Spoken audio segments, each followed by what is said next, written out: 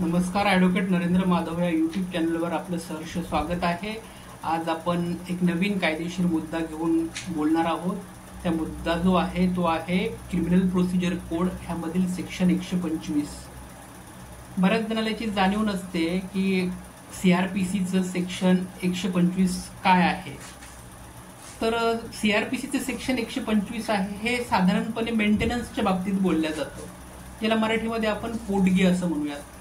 जे काही फॅमिली कोर्टामध्ये पोटगीचे दावे चालतात ते सगळे हे 125 ह्या सेक्शनच्या अनुषंगाने चालत असतात।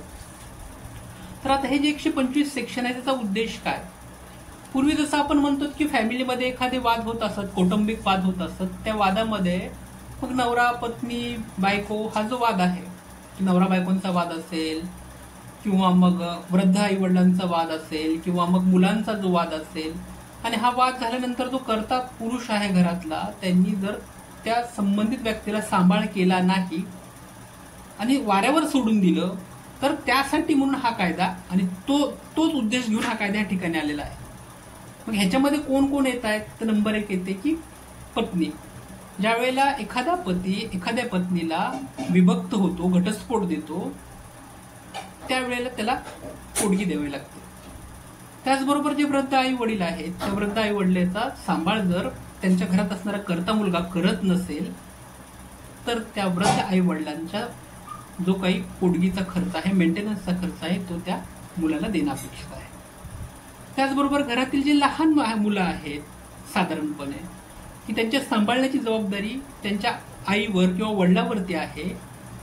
त्या लहान मुलांना कोणी वाऱ्यावरती सोडलं, घराच्या बाहेर हाकलून दिलं किंवा त्यांची सांभाळ जर केला नाही तर ते सुद्धा ह्या 125 अंतर्गत घटकामध्ये ते येतात, ते जबाबदार असतात। तर त्या लहान मुलांना सांभाळण्यासाठी त्यांच्या जो पुरुष आहे, जी माता आहे, त्यांच्या सुद्धा अंतर्गत आपल्याला 125 पोटगीचा दावा दाखल करता येतो। तर हे झालं पोटगीच्या दाव्याचा मुख्य उद्देश ओव्हरऑल।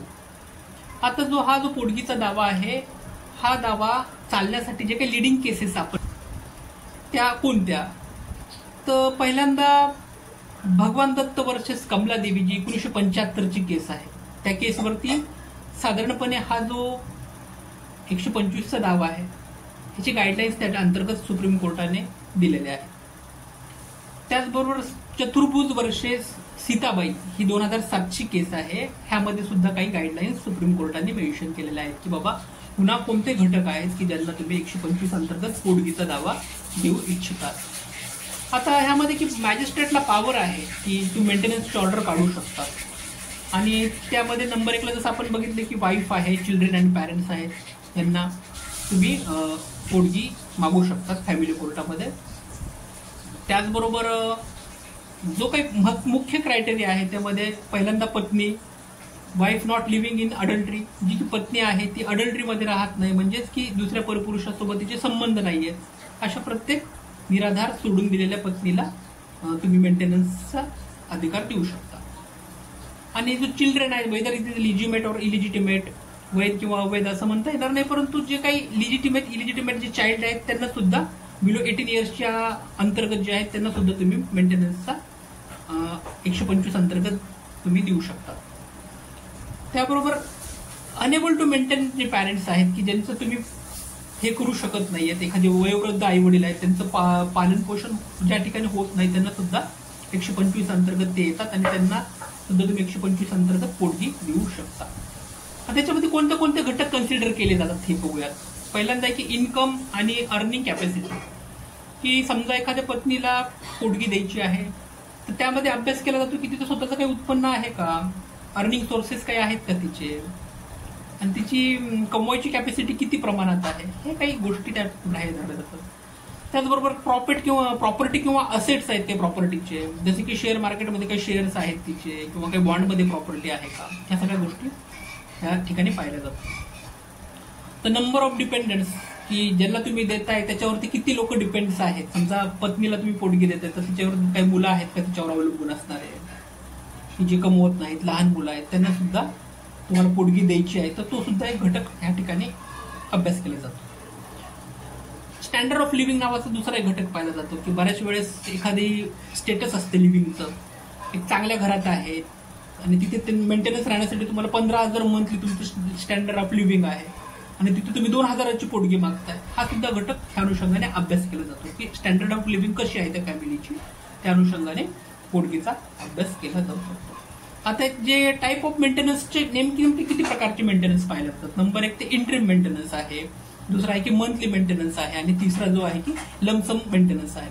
आता इंटरिम मेंटेनन्स म्हणजे काय, तर ज्या वेळेला पोटगीचा दावा आपण दाखल करतो त्याच्यासोबतच आपण इंटरिम मेंटेनन्सचा सुद्धा अंडर सेक्शन 125 मध्ये इंटरिम मेंटेनन्सचं प्रोव्हिजन आहे, ते तुम्ही वेगळं दाखल करू शकता की जोपर्यंत कोर्टाची जी प्रोसेस चालू आहे ती कोर्टाची प्रोसेस चालत असताना पत्नीला किंवा ज्यांना तुम्ही मेंटेनन्स देताय त्यांना ते चालवण्यासाठी सुद्धा खर्च नसेल तर तो इंटरिम मध्येच तो खर्च कॅरी केला जातो.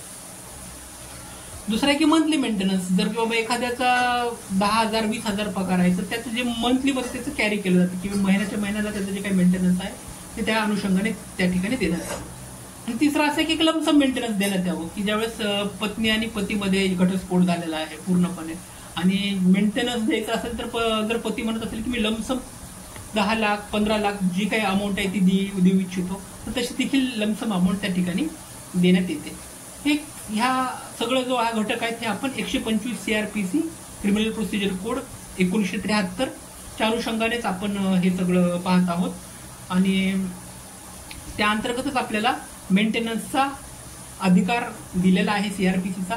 आणि जर मेंटेनन्स देताना जर तो कमी पडला तर मग त्या ठिकाणी काय आहे, कायद्यामध्ये तरतूद आहे. पहिल्यांदा अशी आहे की फाईन दिला जातो, तो 1,000 फाईन आहे किंवा इम्प्रिजमेंट ज्याला आपण जेल म्हणूयात, जेलची किंवा इम्प्रिजमेंट म्हणजे शिक्षेची तरतूद आहे 1 महिन्यापर्यंत किंवा काही याच्यामध्ये बोथ आहे म्हणजे की जेल प्लस तुम्हाला फाईन प्लस पनिशमेंट दोन्ही पण त्या ठिकाणी मेन्शन केलेली आहे. आणि ते जर नसेल झालं तर मग अटॅचमेंट ऑफ प्रॉपर्टी की ज्या संबंधित जी काही प्रॉपर्टी आहे ती अटॅच केली जाते, हा सुद्धा ह्या ठिकाणी पनिशमेंटचा प्रकार आपल्याला या ठिकाणी अंडर सेक्शन 125 मध्ये पाहायला मिळतो. हा जर व्हिडिओ तुम्हाला आवडला तर नक्की आणि लाईक आणि सबस्क्राईब करा. धन्यवाद.